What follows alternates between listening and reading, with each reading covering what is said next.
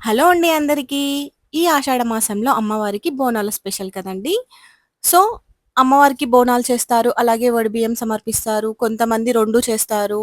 ఎవరైనా బోనం చేయని వాళ్ళుంటే వడిబియ్యం కూడా ఇస్తారు. నేనైతే ఇక్కడ అమ్మవారికి వడిబియ్యం అనేది పోద్దామని జెప్పేసి మా ఏరియాలో ఉన్న పెద్దమ్మ తల్లి టెంపుల్‌కైతే నేనొచ్చేసాను.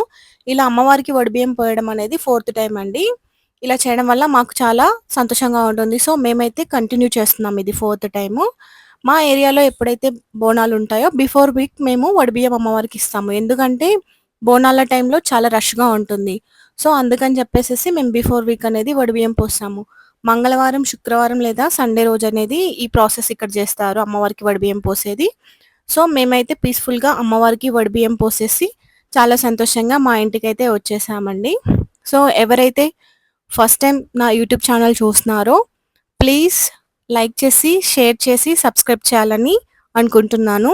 Thank you.